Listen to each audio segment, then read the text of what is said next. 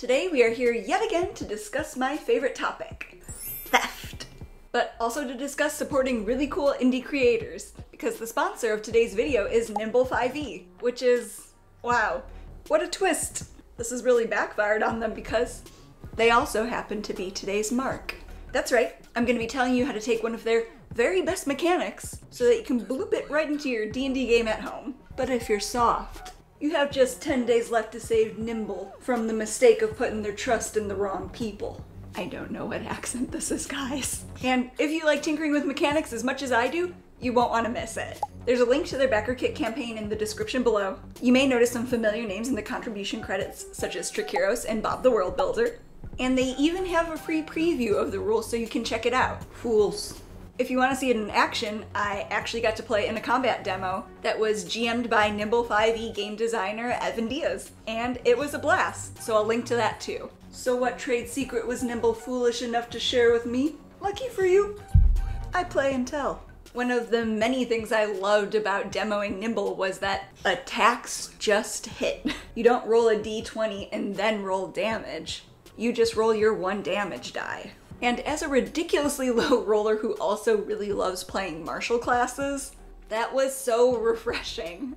So the only way you miss in Nimble is if you roll a 1 on your damage die. And that alone makes weapon choice significantly more interesting, because they also have a little something called exploding crits.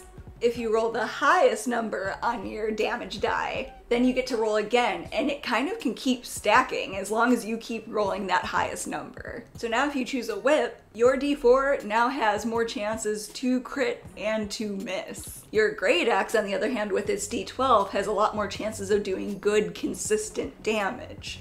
And this makes weapon choice a lot more of a tactical decision as opposed to a largely aesthetic one. Not to mention how much this mechanic alone speeds up combat. So if you're someone who isn't a big fan of how much combat in D&D can drag, or of how swingy rolling a d20 to hit can be, you should try implementing this in your D&D games at home. Like I said, you literally just have your players roll the damage die for their weapon and add the relevant modifier. And if someone has something like a greatsword where you have 2d6, you use the die on the left side if you're rolling 2d6 at once, or you just use the first die you roll to determine whether or not you crit or you miss. Easy, right? And if you're thinking about implementing this, you'll also probably have to modify the damage that your monsters do a little bit, because their attacks also just hit. And Nimble actually has a really cool alternate way of using armor class, so it doesn't just disappear. And it also handles death saves in a much more narratively interesting way, and when I got to like my 5th and, that's when I really started to realize I might just be in love with Nimble. These are blood gnats. No, really, it's not a case of blood gnats, I promise. But if you think that you're a lot like me, this love might be contagious all the same. I play a lot of TTRPGs, and I love so many of them.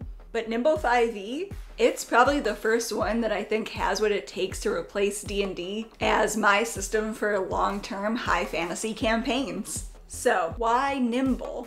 I was actually kind of caught off guard by a system that I thought was just gonna streamline some things. And yeah, sure, Nimble does that, but there is so much more to it. Yeah, it gets rid of the standard way of doing initiative. Yeah, it gets rid of rolling to attack. But what it really does best is find a way to keep your players engaged and immersed even through combat. They managed to make combat and the choices that players have within it feel significantly more meaningful, interesting, and tactical all at the same time.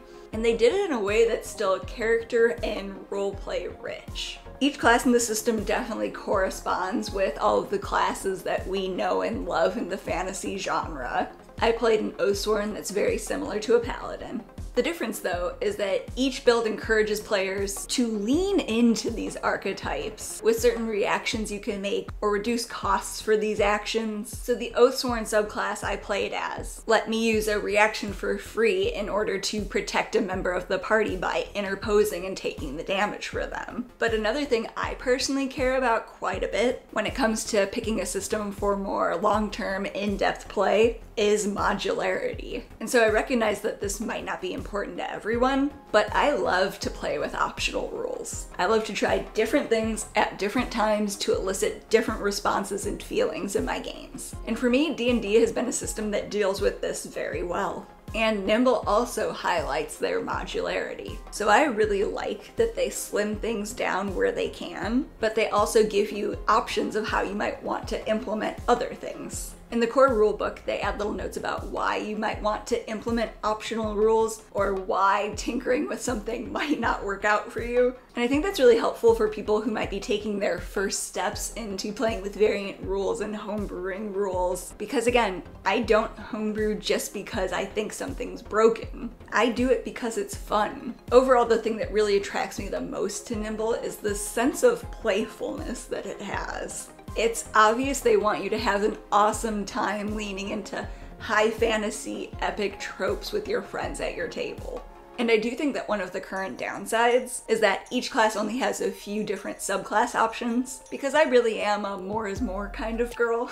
The high level of customization is what attracts me to different systems that have a little bit more crunch, like Pathfinder. But again, Nimble is in fact a system built around the idea of trying to streamline some things. So it makes sense to me that they're not building out 500 different options. And personally for me, it's also a little bit exciting because it means I get to work on homebrewing my own classes and subclasses where I feel like there's a need. And Nimble definitely leaves space for people like me who like to feel inspired to dive into creations and customizations of our own. But I know some people really like super customizable, high option systems, and that might be a drawback if that's what your table wants and you're not the type of GM who's interested in helping them create these unique custom solutions. That being said, if you guys don't help me get to that Marshall stretch goal, so help me.